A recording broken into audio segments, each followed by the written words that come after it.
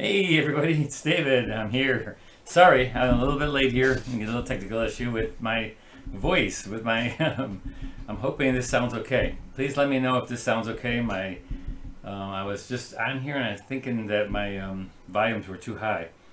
Something happened with my thing. I haven't used it now for a couple weeks.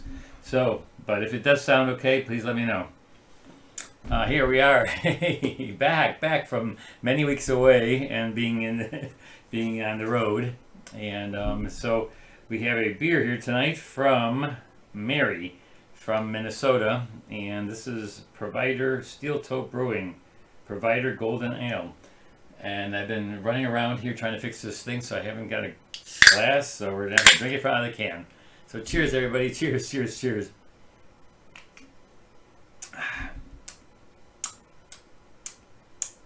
Not bad. I'm going to say a 9. Pretty good. Very nice. Cheers, everybody. Cheers, cheers, cheers. Yeah, I thought I looked at the levels of the volume, and it was really high and was busting in. So if something like that happens, please let me know. So I did switch it to my other camera, or to my other microphone. So we'll see. I have to look at what my board is doing because it was way too high. Hey from Buffalo, New York. Hey Patty. Hey Barbara, Dawn, Sue, Maura. Also, I wanted to ask, when I was in Bagley and Mary had given me this wonderful beer, there was another lady who had given me some beers, and I forgot who it was that gave it, because I wrote down the can, everybody one of these, but I've gotten so many beers now from everybody that I lost track of who was. I thought I put everybody's name on it, but there's 2 or 3 cans that one lady gave me. I think it was either Judy or I'm going to say Kathleen. But if you remember, if you're listening, and you gave me 3 cans of wonderful Minnesota beer, please let me know who that was, because I want to thank you online. And so I'm just trying to put my gloves on here. Hold on. Where's my thumb? Okay. I like to put my glove on also the purpose of the video. Boy, you can tell I'm out of practice being in my own studio back at home. So here we go. All those things happen in the past. All right, so what we did already in class, we all had already done this. And so here's what we already done. We've done a scene of Santorini, and we made it like this, but I'm going to change a couple things, and I'll let you know what it is that we're going to be changing from the picture. And Colorado, so Tree James is in Colorado. Maria, thanks.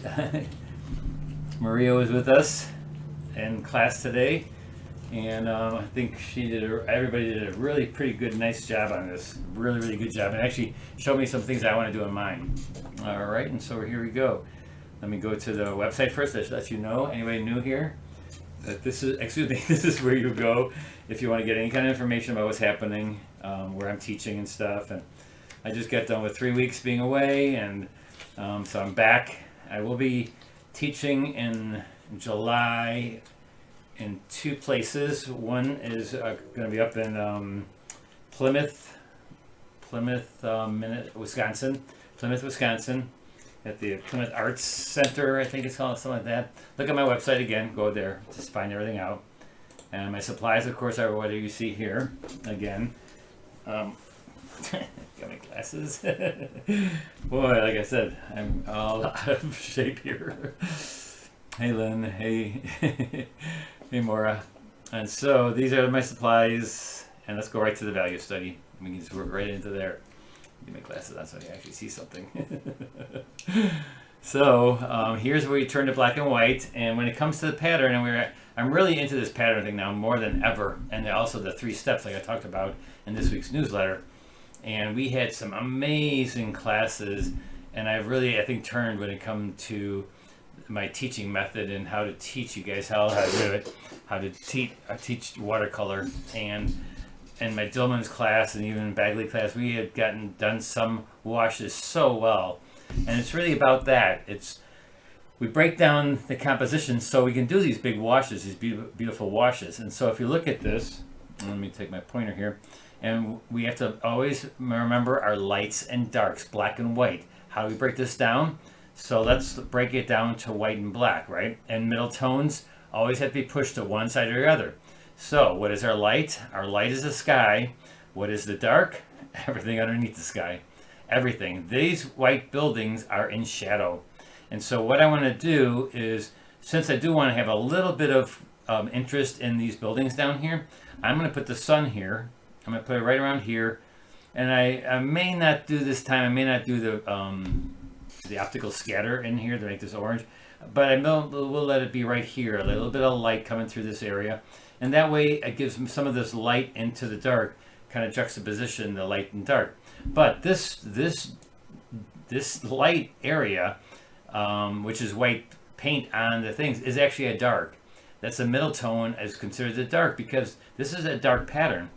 And I can't make this like the light sky because then it would be just, it wouldn't look like it's the sky, the sun going down, because it's in shadow. This is shadow, and to make it look like shadow, and maybe to bring the sun right here, you're going to make that look, this is dark. And so let me just show you what I mean when it comes to what we're going to be doing. Let me go to my tabletop and we'll get right to this. So here we go to the tabletop. So if you look at this, see how I put the sun here, and I took and made a lot more colors in this whole area here. I wanted to seem to be not just white and blue. I didn't want a limited palette. I want a lot of colors, and I wanted the sun to be right here. And maybe I'll bring it over a little bit here, because now I look at the curve of the sun and curve of the thing. Didn't quite look as I'm driving back home. I was looking at this in my driver's seat. I'm looking at it and I'm thinking, what's problems with it? And another thing we noticed that when we were doing this, and Maria can attest to this, is that we had a hard time, because this is, I didn't, she had done a great job of making these washes. I wanted to make this drippy and out of focus a little bit, because when everything is in focus like this, when you squint your eye, let's go back to the value study. When you have this value study and you squint your eye, if I brought this really far down, do you see any of these fine lines here? Let me see, right here there's a line, shift of value, but there's such small shifts of value that really, if you squint your eyes, you would not even see those little shifts, and all you see would be the windows, and this maybe here a little bit dark, this shift of windows. So that is only one big wash of middle tone. That's going to be more towards the dark. I will lighten this up in here a little bit so that the sun is right here, and that'll make light come within this area. But these, if you do a big wash throughout this, you don't have to show any of those things, and it will still look great. And so I don't want it to look like this photograph. I want it to look like a beautiful watercolor. And that's what I'm really about right lately in teaching, is that this whole area right here, it's nice the way it is. Yes, I have it. It's okay. But I would love to make this so this is just washed out and have it nice out of focus. So when you're doing things and you want them to look out of focus, make them soft edge. And that's wet into wet. So let's go right to it, and we'll show you again what I'm thinking and how you do the big washes. It's all about the big, huge washes and how you can go from light to dark. Hey, Lynn. So here we go. We're going to start out with the sky, like we did there. And I had used a hake brush, and now I left it in. Oh, wait, I do have a hake brush. I have a new thing that we're going to do with a hake brush. And we're going to soften some edges. And this is a really cool thing I learned, actually, by watching John Selmanen do his wash. And so we're going to probably use the hake brush tonight. I'll show you how you can soften some edges and help out your brushing and make things smooth. So what I'm going to do is wet my whole sky, and that's going to be the lightest, right? And what do we start with step one? Our lights. Our lights, going right through everything. Going to go through everything. And like I said, I'm going to position my sun just a little bit away from this. I'm going to put it right in the middle here. And instead of making it like the same shape, because a round sun next to a round shape is just, it's almost kind of like a tangent in a weird kind of way, but not really tangent, but it's just the same shape, and it doesn't look good in design for that. So let's start out with a little bit of yellow. And let me get my paper towel. Wow, I'm so not prepared for tonight. I even came in here early, but it's just trying to figure out this microphone was somehow blasting and it wasn't working, so I'm using the microphone on the video on my webcam.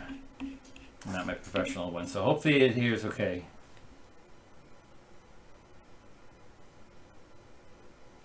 Maria Pegler, she says, I received my brush order and used them for plein air this morning. They are my new favorite brushes. Thanks. Thanks, Maria. Thanks so much. The center of focus, Tina, is going to be not a center of interest. It's going to be an area of interest. And that will be the sun and this area right here. In your thirds, remember it's always usually in one of the thirds, so it'll be right in here. This whole area will be that.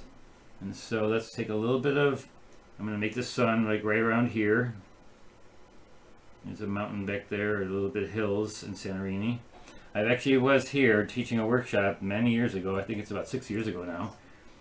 And it was my least favorite of all the places we went. Only because it was just so touristy with so many tourists there. And so, I mean, I loved parts of the island, but not right here where all the people walk down these aisles, these halls, these pathways. It's just so crowded. And so here I'm going to put the sun, but making it, I know these are going to be really blue, so I'm going to try to stay a little bit away from them, because if I use yellow there, but I can wipe that out.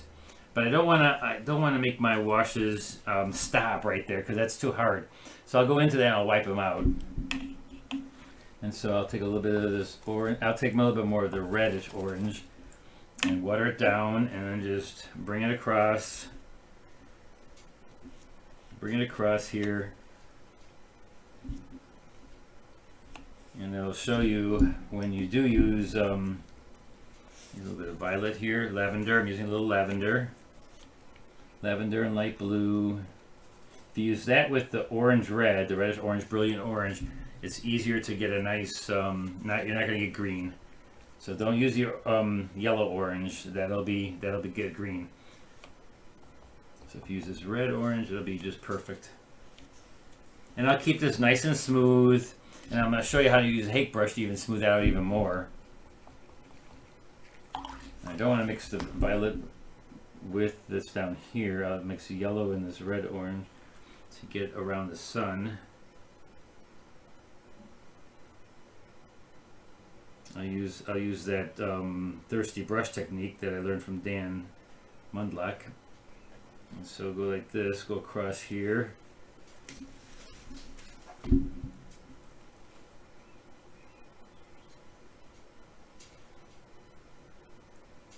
Ooh, Judy's in Cape Cod.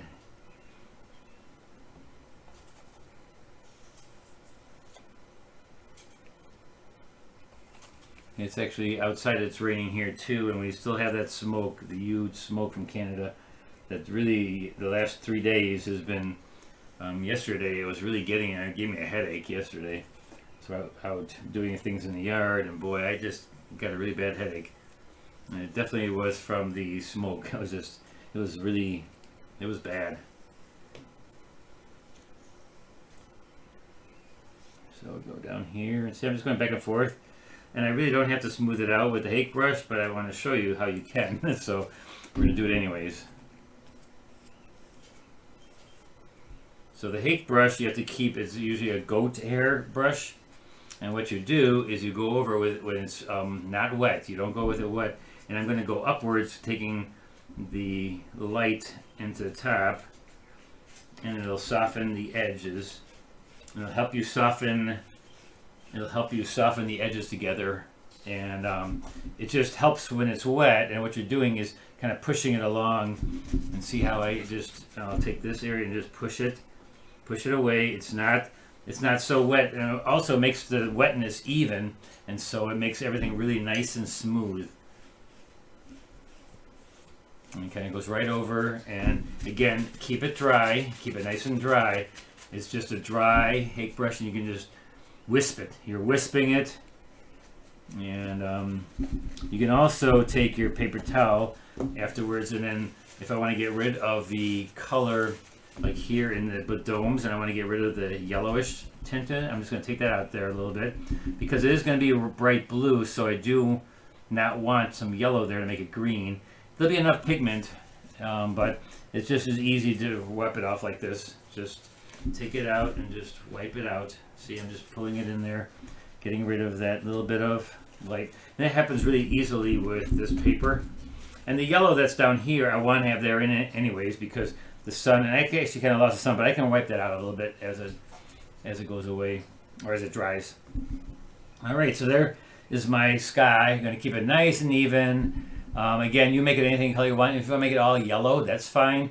Just keep it to your lightest light. So now everything has to be darker than that sky. That's the light. That's the light color. This is the middle tone, which is going to be mostly towards my dark, which is going to have some lights in there, but most of it's going to be in my dark pattern, which makes it a very easy pattern. Dark and light. Very simple. With a little bit of light kind of coming through here. And let's put a little bit more of that in there right now while it's still wet. Like the land back there, maybe here a little bit. I'm just going to brush that in there because I want to just have that so that it fits, like the sun is right there and it's blasting right through this little area right here.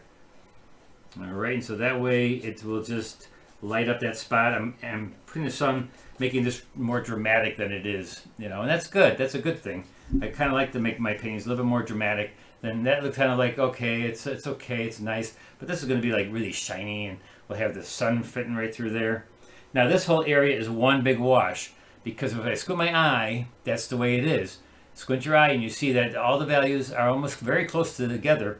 And so if I do a really fun wash this time, and actually like Maria had done in class, who's now online, like if I do it like her, she had this beautiful dripping, and she just actually did exactly what I told everybody else to do, except myself. I didn't do it quite well enough. Sometimes you have to do what I say and not do what I do, because it just works out better that way. Then I put this on there, so I want things to drip down, so I'm putting a little bottle underneath there. And what I want to do is I want to drip it. And I'm going to make all these washes colorful, but in a dark, it's not going to be super dark, but it will be darker than anything I just put in the sky. And I'm going to start over here and work my way over. And so I'm just going to wet it. I'm just going to wet the building. This is all one value, close to one value. If you want to put a few things different, that's fine. But I do want them dripping. I want to get some drippiness in there. I want it to look darker than I had gotten it. And so I'm just going in here, wetting as I go along. I didn't pre-wet it. I'm kind of wetting as I go along. I'm not going to wet the blue domes. I'm just going to go right in here. Just going to go right through all this. This is all close to the same, right? It's all close. So we're going to go in here, and where this is coming, the sun's right here. So through this little aisle here, let's put a little bit of maybe a little bit of reddish orange in there, because the sun is hitting this side of the building, and then coming through there, maybe a little bit of orangey red. And then I'm just going to put water. I'm adding these flowers here a little bit more. There are flowers there in the picture, and a very small little lamp right in the corner. I'm going to bring that up here and put more flowers. So I'm adding a little bit more than what's there.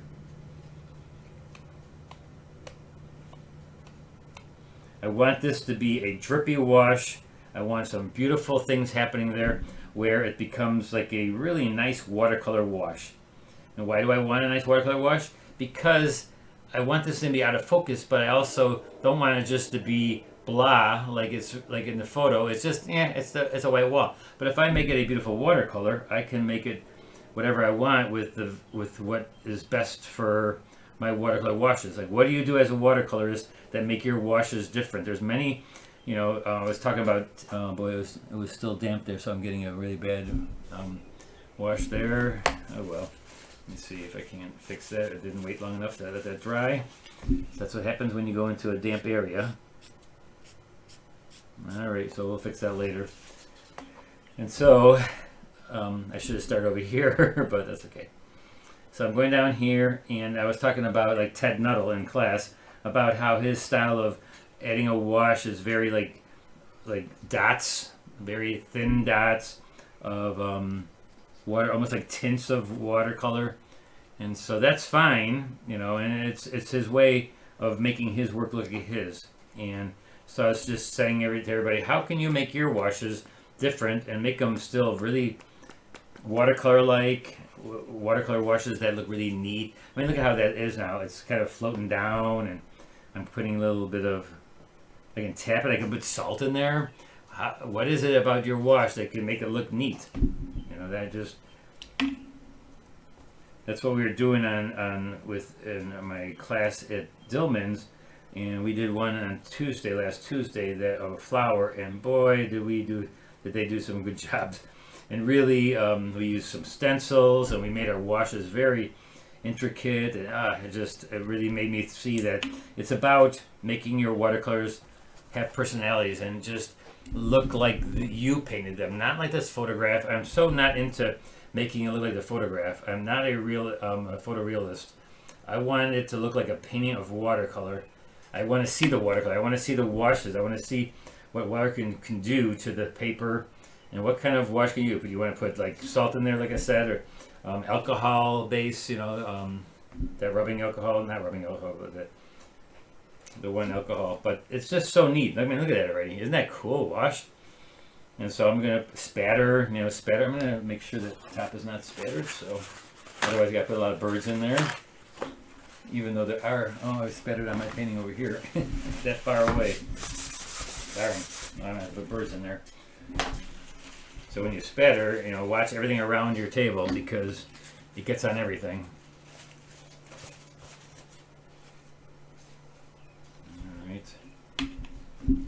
I do like it because it gives it texture. It's an easy way of getting texture that is fun. And I just tap, and if you go slower and just tap into the, you can just tap downwards. I know this is not textured, it's white, but I want this to look like a neat watercolor wash. And if it needs to have texture, that doesn't matter. I want it to look like a watercolor. I'm going to get the shape of these objects in there with just by putting it on the second wash. I put a little bit of darks in there, but for now I just want it to be all this is one wash, one color wash, and so I can go in there and just get this all with one wash. Put this aside for a second.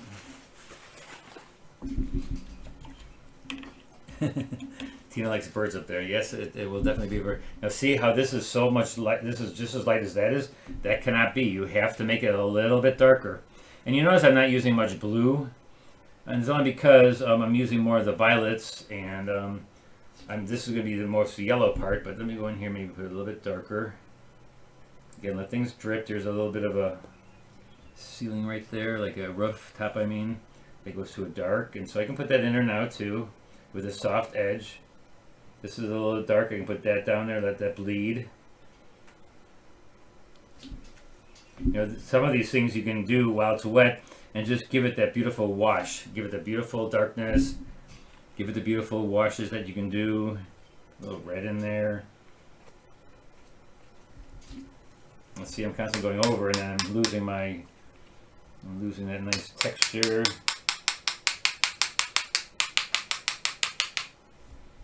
Alright, so isn't that a great wash? Isn't that coming together well? I really like that. I really love doing that kind of thing. Making it like a watercolor.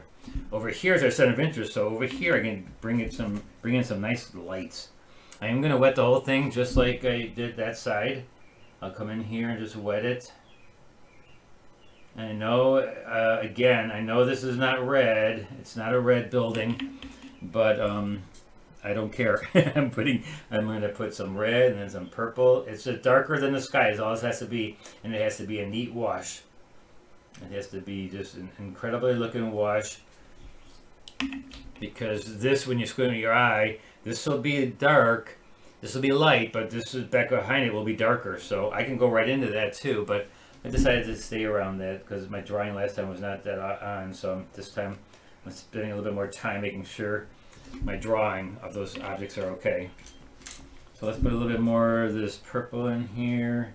Again, making it a neat wash. Right here, I want to make sure it's a little bit more like the sun is hitting around in this area. On top, make it a little bit lighter with some yellow hitting around the edge. Look at that little yellow in there. And that'll make the sun look like it's coming through here, and these parts will be darker.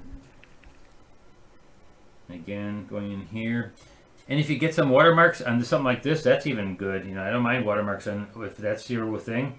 Bjorn Bernstrom uses watermarks for his whole style. It's all about, that's your style, then do it. If that's what is part of your look, of the way you paint, then you put it in there.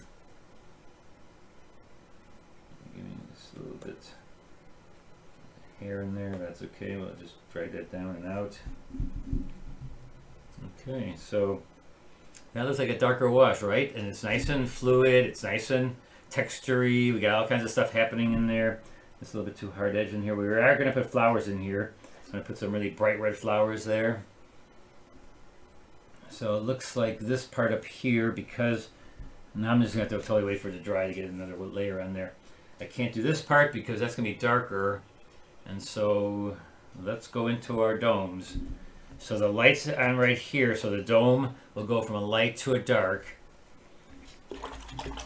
And again, Maria did a great job on this one, and she'll probably post it on our Facebook page.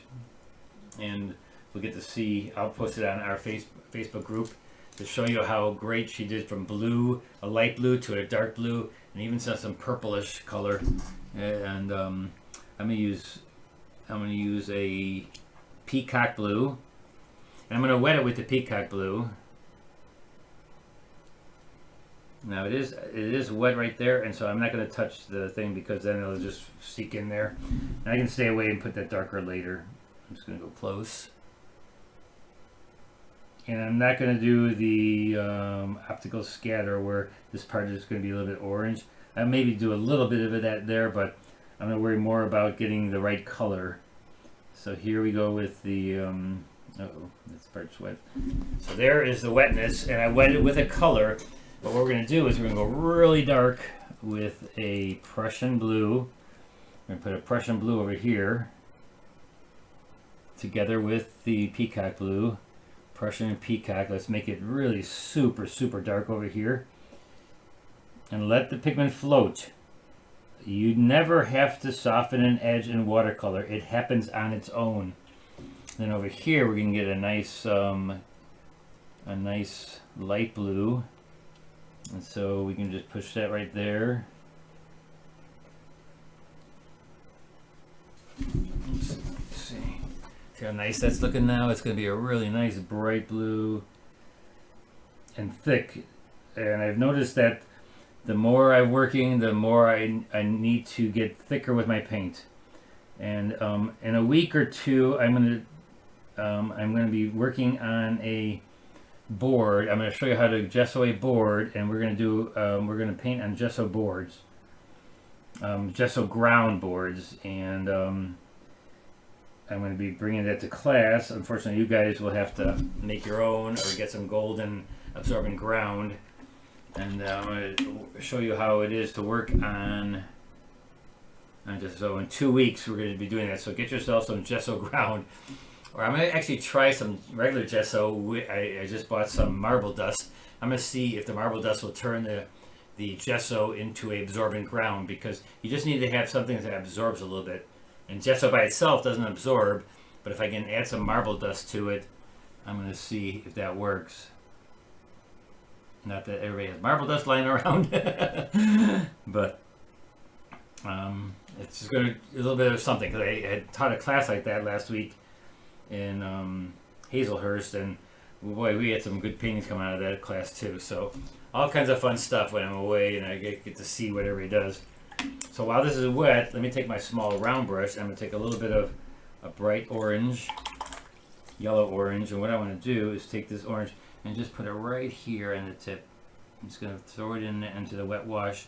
It's going to turn probably a little green, but that's okay. I just want it to be like it's hitting right there, and you're getting a little bit of that orange look of the sun. It's going to hit right here on the blue, a little bit of the blue showing. A little bit of the orange showing on the blue. Now I can make it lighter by just pulling out some of the paint. So what I'm going to do is I'm going to pull out the paint. And that's a thirsty brush. Wipe your brush down, get a thirsty brush in there, and I'll pull it back out. So I'm pulling out the paint. I'm rubbing it on my towel here on my board, and I'm just pulling out the paint. And I noticed something other that I didn't put in is these little, in my other painting, I did not put in these little spears in there. And also on this one, I didn't do that. So we got to do that this time. All right, now here's another one. So I'll use my smaller brush on this one, and I'll wet it with peacock blue. I won't put the orange side on this one though. Just gonna wet it. Now this part up here is dry, so we can go right into the blue or into the purple.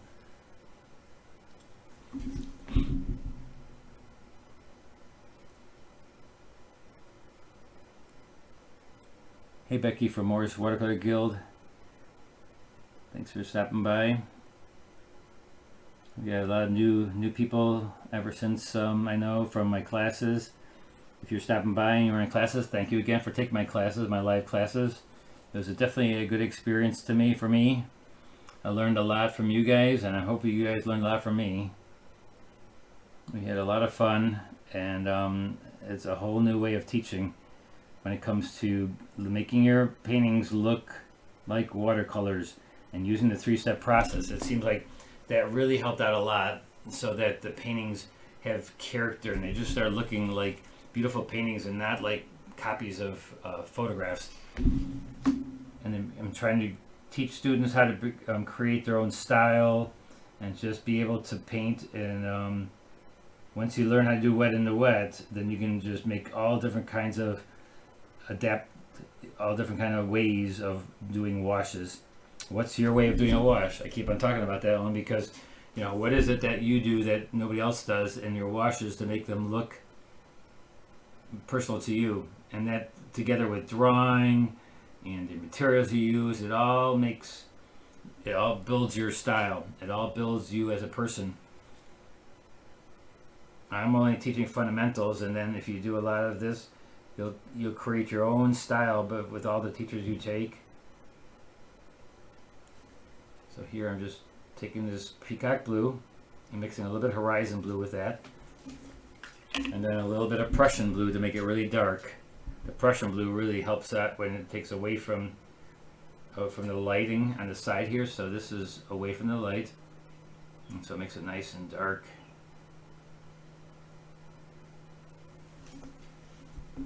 Here I'm going to straighten this out because this is a little wet a little bit, so I'm just going to go back in here now and straighten this out a little bit. Be your own artist. Be the artist that you know, just work hard at painting, learn the fundamentals, and let the styles come on their own. They will. They'll just come on their own. No, I cut in too far, or went out too far for that, so I'm just going to push that in a little bit. All right, so there we have the rooftops, the nice blue rooftops. Now the blue in here, I forgot I need to get somewhere else, and so I may have to re-wet some areas here so I can get some of that blue somewhere else. So it's not just here, and I'm talking something that is almost just as blue. So I'll probably take a wash when I do my darks. I'll put it elsewhere. But for now, let's go get our little mountains back here. Just sit over here a little bit. The camera a little bit. Okay, there we go. So let's be putting this little thing back here. So I'll take my small round brush, and this mountain back here, this little hill back there, is going to be definitely not cool. It's going to be a warm because the sun is right there. And now look at, I made a tangent to that area. Oh boy. So let's go up a little bit to not make a tangent. And as I go down, I'm going to make it a little bit darker away from that. And so I will take a little bit of lavender. It'll become gray because I'm using lavender and like a yellow. And so I'm just going to go right in here. This will also, again, make it look like the sun is really bright back there, making that a little bit darker. A little bit darker in the bottom here. This line right here, the mountain that's in front, that's part of the hill that this scenery sits on. And so we'll make that really dark. Over here we can also make this dark.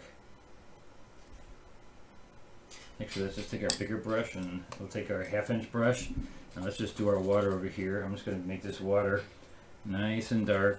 I'm going to stick with let's stick with a little bit of this peacock blue so that I can get some of that peacock blue somewhere else other than, we can make the water peacock blue. And make it nice and dark because this is darker than the rest. So I'm going to take a little bit of the peacock blue, ultramarine, make it nice and dark, maybe Prussian. And make this nice and straight. Cut into there too far. That's alright. Last time I made it too wide, so. And then as we go up here, we're going to make it a little lighter. I'm also going to put it right in here too right away. There's a bell in there that's lighter, and so when I just do that right away too, I got my brush, so I might as well just do this with the blue. And let's see, I mean, it even goes up to this way, so whatever's up here, this will be same as the blue there. And then what we can do is we can make the blue turn to yellow, to orange I mean, up here. So I'll put a little orange in there, go all the way up to the mountaintop here. Go along there. I hear extra fine pumice works. Haven't tried myself. That's what actually Holbein told me, that I'm going to use this acrylic medium. That's their pumice that you can use the gesso. It's kind of like a medium that you put on canvases, and so I'm going to see if that works. They're going to send me some. I have an order in for paints, so they're going to send me something that is maybe kind of like that. I previously thought painting should look like the picture. This year I learned otherwise. Hey, Patty. Yep. You know, I'm really, yes, they should look like a picture, but I would like them to look like a painting of that picture. So that's just a reference that you're using. That's the photo, and so many people do. If you're doing like a photorealism, then that's fine. You know, make it look like a photo. Definitely make it look like a photo then. But if you want to be a watercolor, so like more of an impressionist, that's just an impression. You're doing an impression of the photo, and you want to make your painting look like a painting of that photo. And that's how I feel now. And I actually find I like the styles that people do, because when I like people's paintings, usually it's not because they look like a photo, it's because they look like a beautiful, beautiful painting of that photo. There's something about the painting that is like, look at the style, look at the colors, look at the way they handle the pigment, how they put down washes. That's what I actually enjoy more, and so I'm starting to teach that way now. I'm thinking, you know, I think students should start painting. You know, they have to use fundamentals, but after a certain point, I want you to get away from just copying the photo to a T, because you're designing a painting, and I'd like you to design it for yourself. Make it look like your style and your fashion, the way you want to make it look. If that means you want to make it look like a photo, that's fine. Then just know that your drawing has to be right on, and you have to go a little bit slower. It's a different kind of painting, and you may want to take one of those painters or teachers that actually teach that way too. You know, and the photorealist. I would recommend Lynn. Lynn is a great, Lynn Pratt. She's great with that. So I would highly recommend her as a teacher that you want to take if you're doing photorealism.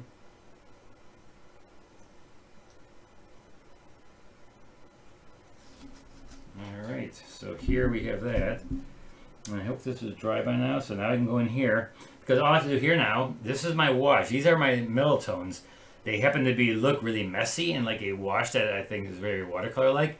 And so that's what I gave it. I gave it to that because I want that.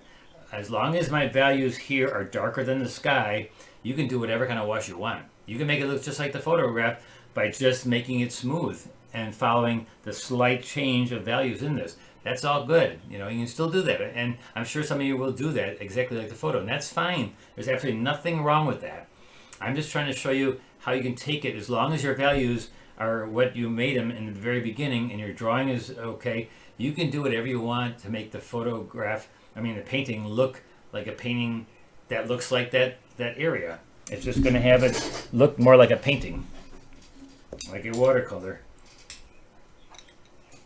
All right, so now let's do some details, because that's all my big, all my medium.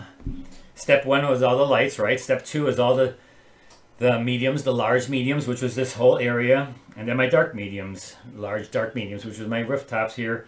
And now I'm into my dark details, step 3. I do this every time, and that's what my whole newsletter was about. So if you got my newsletter for the first time, welcome, because this is, you know, I every week I put something in there that is I'm teaching, and so that's what this week's was about. It's about learning how to do this 3-step process. Every painting I do is a 3-step process. And so very important newsletter this week. So here I'm putting in these darker windows, and I was telling the students that Shapiro taught me in the eaves of things always put orange, put a warm color up in the eaves of things, like up here in the top of the windows, which is like a little eave up there. You just put a little bit of orange, and it'll look like it's reflecting from below. All the stuff from below is reflecting on top of that eave.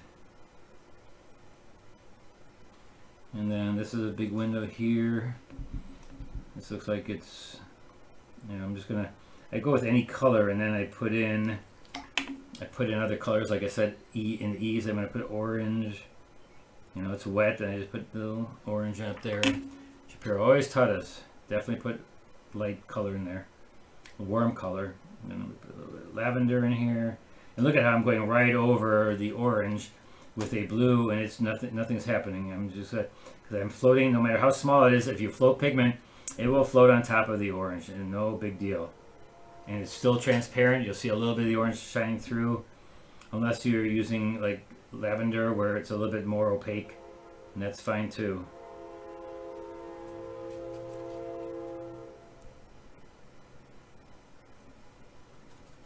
Hey Marianne, thanks for coming in. Always better late than never, right?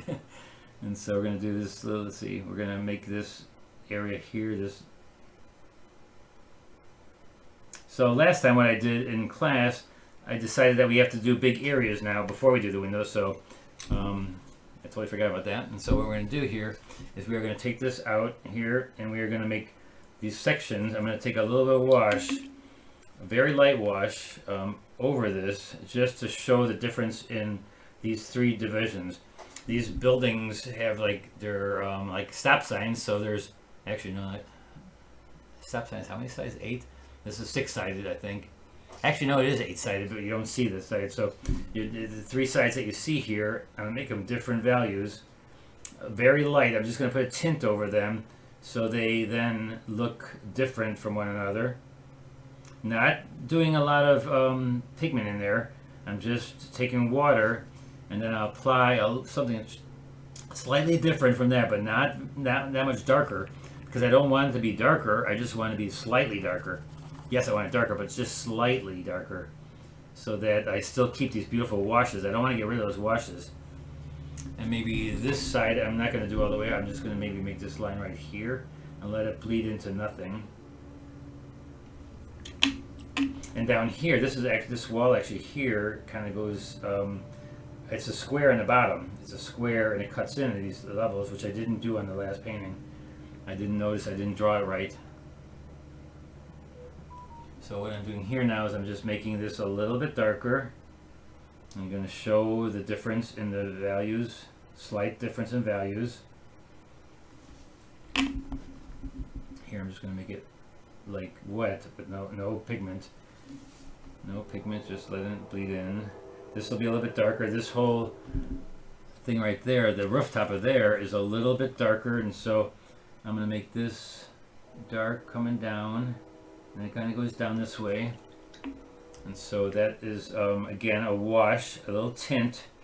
Tint meaning a lot of water, not that much color, not that much pigment. Because if you can put water down with no pigment, and it's not going to do anything. But if you just put a little bit of pigment in there and make a lot of water, it will just at least make it a touch darker. And I don't want it to make it all one purple. I want to get a little bit of... I don't want to get rid of the beautiful wash that I did there in the beginning, and so maybe even in here I can spatter a little bit again. Just tap a little bit. Give it a little bit of texture. That's become my thing recently, is tapping. I've been tapping a lot.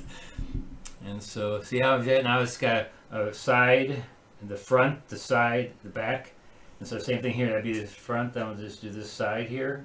We'll just give it a little bit more of a, and actually it goes to the side here.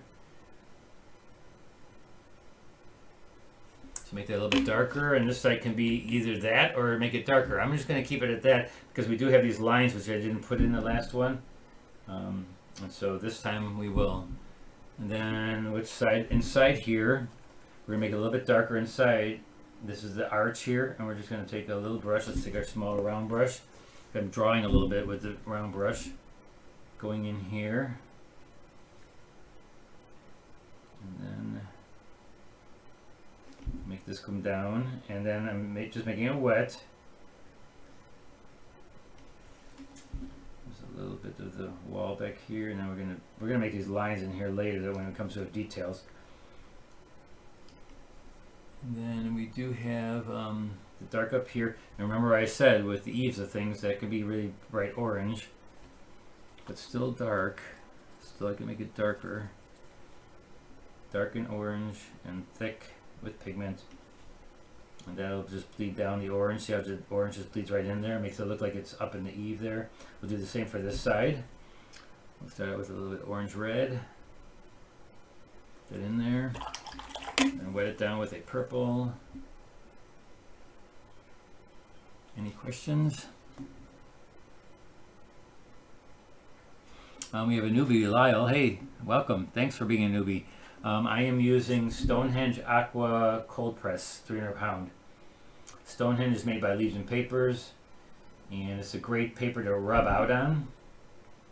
Not so great for using masking fluid on, but we're not using much masking fluid these days, and so it's a great paper to rub out.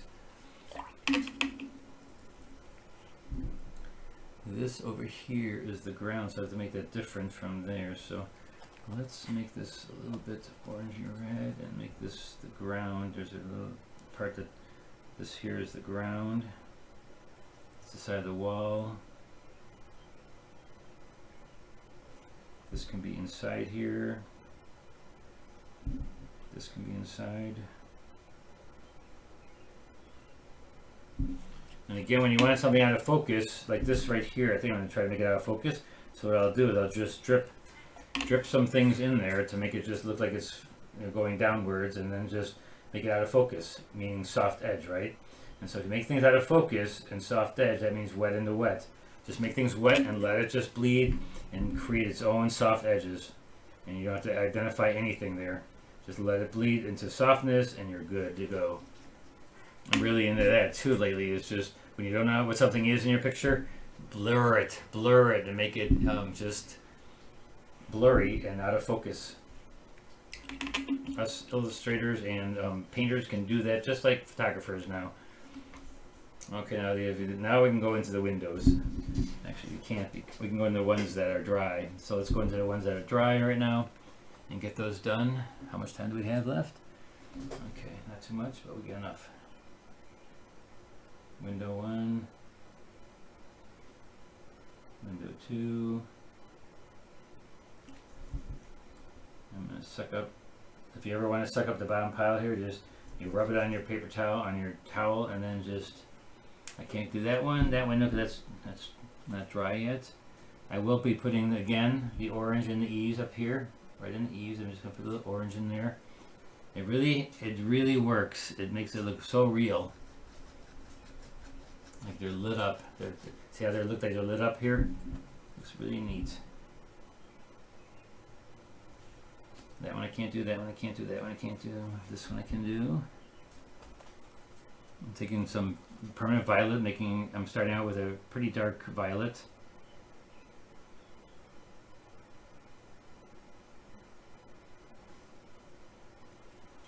And then here's a window here on the edge there. Put a little bit of blue in there too, a little blue, because then you match that blue a little bit. That's in the middle there. This needs all the lines, and I just had to wait for that to dry there so I can make all those lines. Oh, I forgot that window there.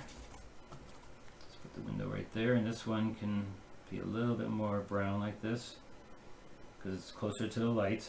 Also, I gotta make that little part of the land over here. Let's put that in there right away.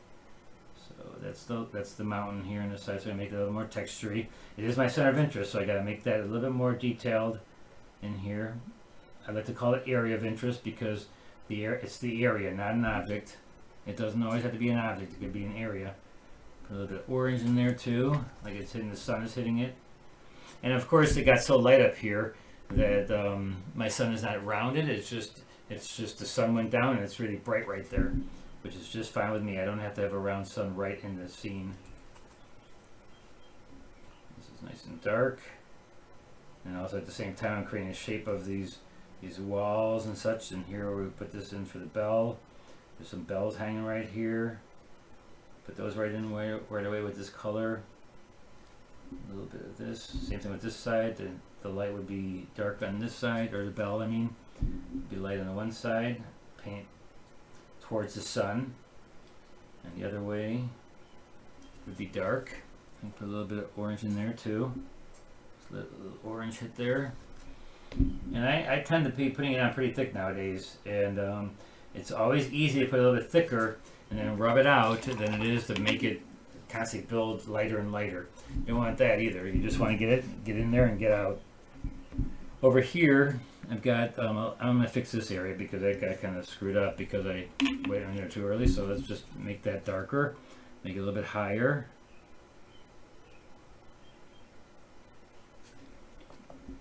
Put some nice amount of pigment in there, let it float down again.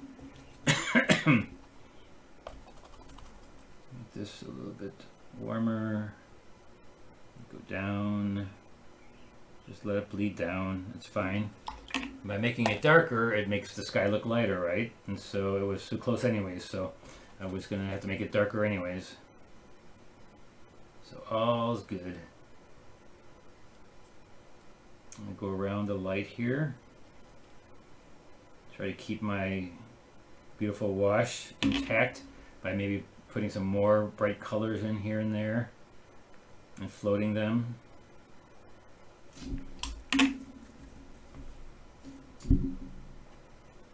And like I said, you don't have to go this colorful.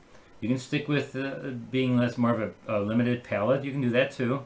But do know that you make it all together, even though, you know, it is not, it's the separate things happening. But let the wash be all together because it is one area wash. It is the middle tone of this whole area. And when you squint your eye, you really don't see a lot of the difference in that. And keep that. That's nice. That's a nice thing about that. Here, this is still wet, so I'm just going to put some warmth there. Show a little bit of the shape. I'm going to wait for that to dry. And boy, is it hot in the studio today. I need to take another drink of my 9-point Steel Toe Brewing Provider Golden Ale. Cheers.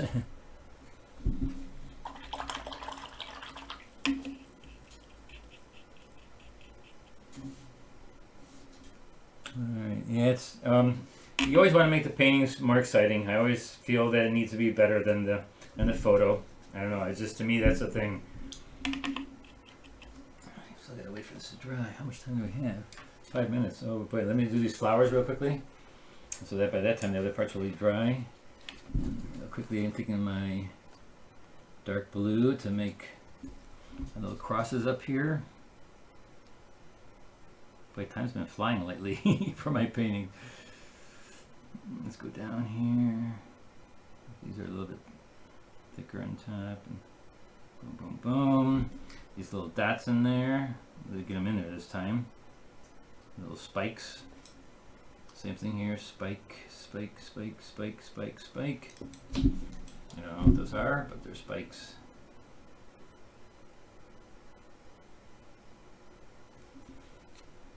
Darker.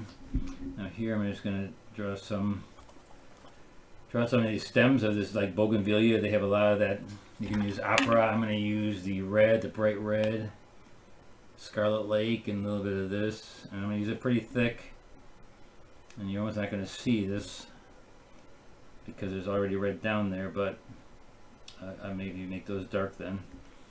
And this is pretty thick. This is almost opaque, which is fine. Nobody's gonna arrest you. And then we'll get some dark ones in there too, but first get the lights. Light to dark. Everything is light to dark. No matter what you do in watercolor, it's light to dark. I'll put some really light. Let's get some Let's get some really light ones in here, almost pink. That's fine, because I can do some pink ones going into the red.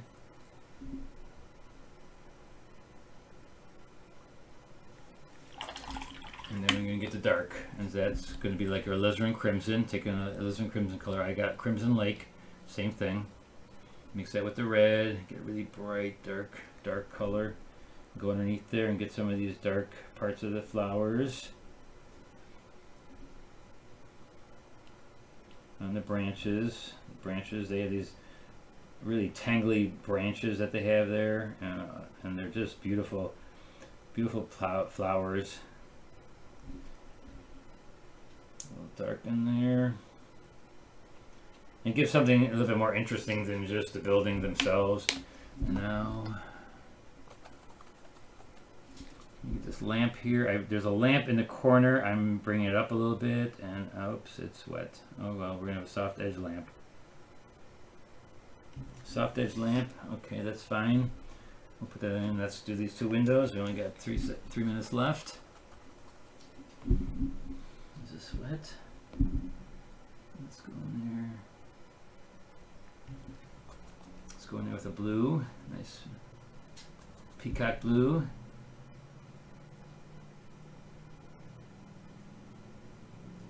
Same thing here. We go with a little peacock blue.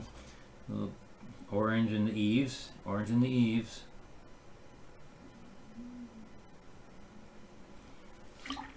It's amazing how the second one always looks better. I was telling the class and Maria, who did a great one, that we were going to do better. And it's always better because we study what we did in the afternoon, and then you just change your way of thinking or what you're doing because of what you had done before. So it's always nice to do the second one because you know it's going to be good. And it said right here you need to do this a little bit more dark right here, just to show the edge of that building going down. This is the top of that building, and then over here on the picture there's some dark lines, right? And we have to put those in there this time. And let me hurry. We may go over a little bit today, but that's okay. I started a little bit late because of technical difficulties, so we can go a little bit longer, a minute or two. Won't be a big deal. We'll have this done in no time.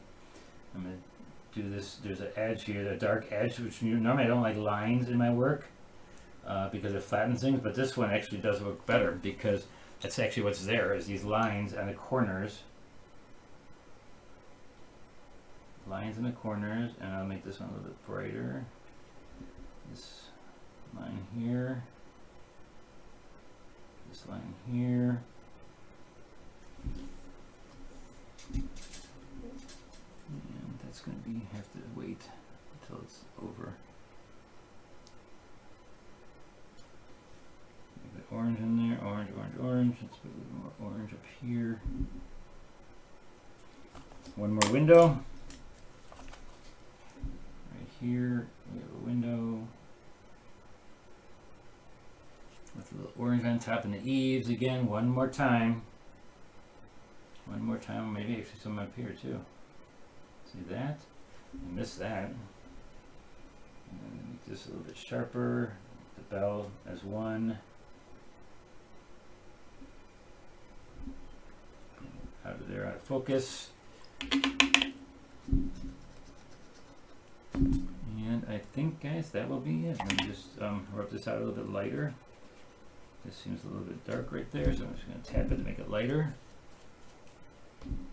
And see, that's another thing you can do. You can rub out if you need an area rubbed out with this paper. And I find that to be really helpful sometimes with this paper to be able to rub out. A few more darks up here. The flower.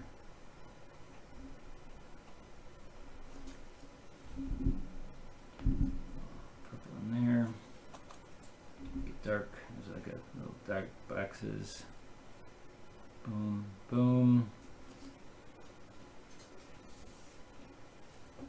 Here, one more thing, because I just noticed that this is too skinny because I went too thick. Let me show you how easy it is to wipe out. Make it a little bit wider. Just rub in there a little bit more.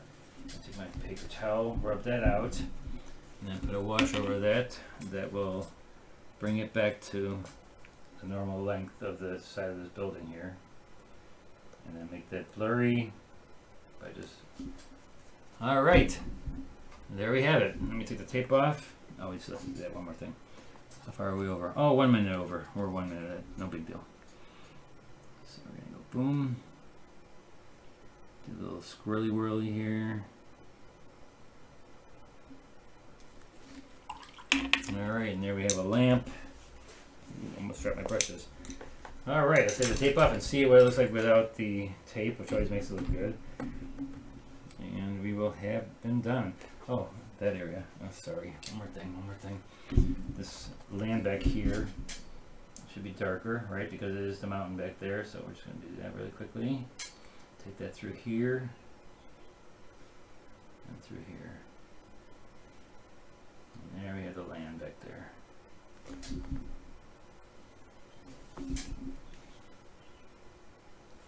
Okay, I think that's it now. Alrighty.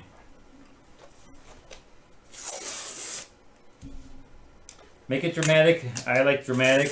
Make it the way it is. Either way, we'd love to see what you do. And please do float your pigment. Do it in 3 steps. And show us. Throw us at BeckerArt on BeckerArt group on Facebook and show us what you did. We'd love to see it. And if you need any help, also ask questions there at BeckerArt because we'd love to help you. If you feel like you need some questions answered, that's the place to do it. So that was this evening, and this was this afternoon. So a little bit different. This one's a little bit cleaner. This one's a little bit wilder. And I did put those lines in there. Now I'm not sure if I like those lines, but those are in there in the actual thing. So I'm gonna probably put them in this one too, just to get it right. All right, guys. Thanks a lot again for coming by on Thursday. Next Thursday, we'll see, and the following Thursday we're going to be doing that board. So get your gesso ground because we're going to be on a board. But next week, I'm not sure what we're doing yet. All right, until